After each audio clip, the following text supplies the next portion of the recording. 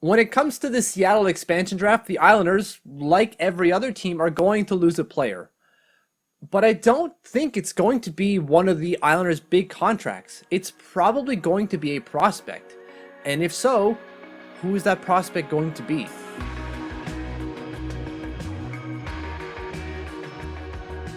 If you haven't subscribed yet, definitely hit that subscribe button. If you had, thank you very much. Don't forget to head over to Twitter and follow at TLOMitch to get any breaking news on Islanders prospects. So when it comes to the expansion draft, like I said, the Islanders are going to lose a player. It's just going to happen. Just like every other team, they're going to lose a player. Even if there's a trade mate, they're going to lose a player.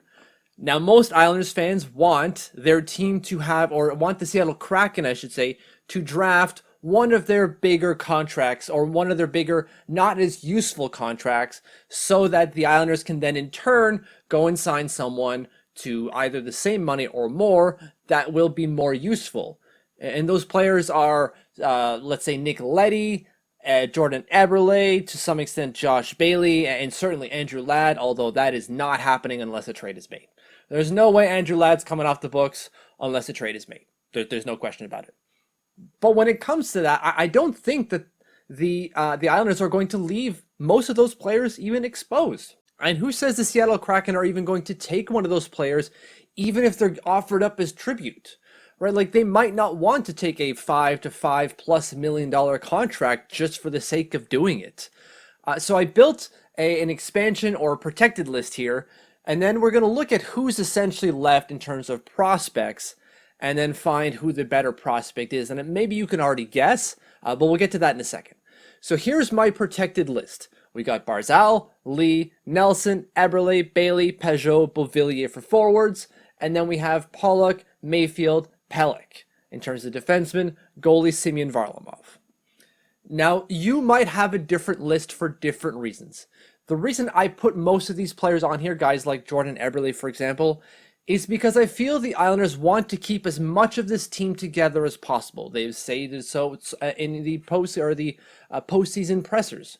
They want to keep this team intact, and you don't do that by letting it all open and letting the Seattle pick whoever they want. That's not how it's going to work.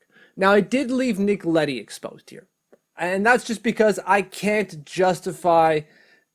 It's either him or Jordan Eberle, really, when it comes down to it. It's one of the two. And I just feel that Jordan Eberle has a better role for this team than Nick Letty.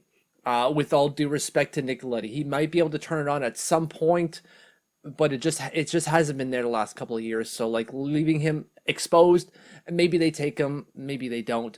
I don't think they will. So then who does that leave in terms of prospects? Because this channel is all about prospects. Who does that leave in the system exposed?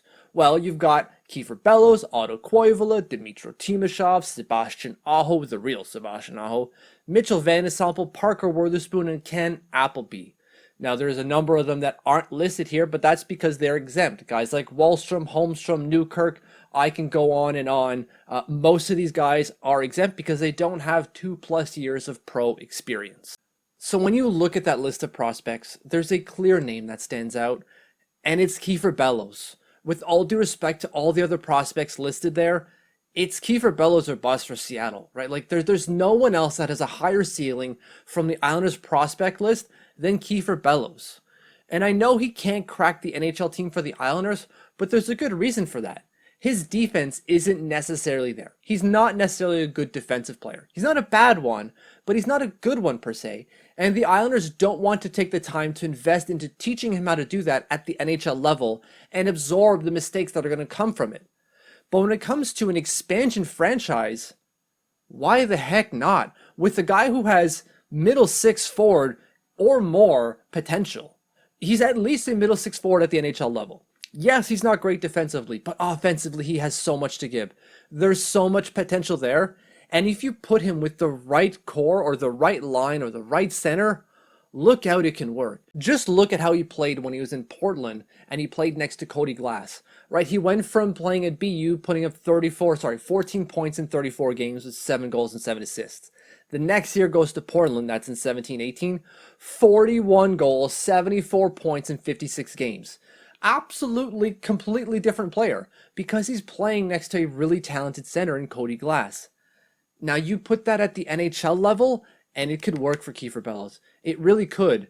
And that's what Seattle is going to see. Now, will they for sure definitely pick Kiefer Bellows? If given the option, they probably will.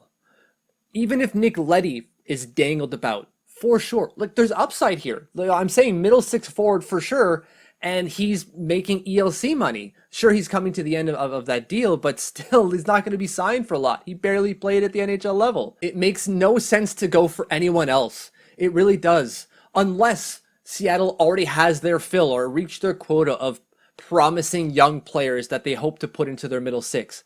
If they come to the Islanders and they're still looking to fill middle six role on cheap contracts for young players with a ton of potential, they will take Kiefer Bellows without even thinking about Nick Letty. Thank you for watching. If you haven't subscribed, definitely hit that subscribe button. If you already subscribed, thank you, thank you, thank you.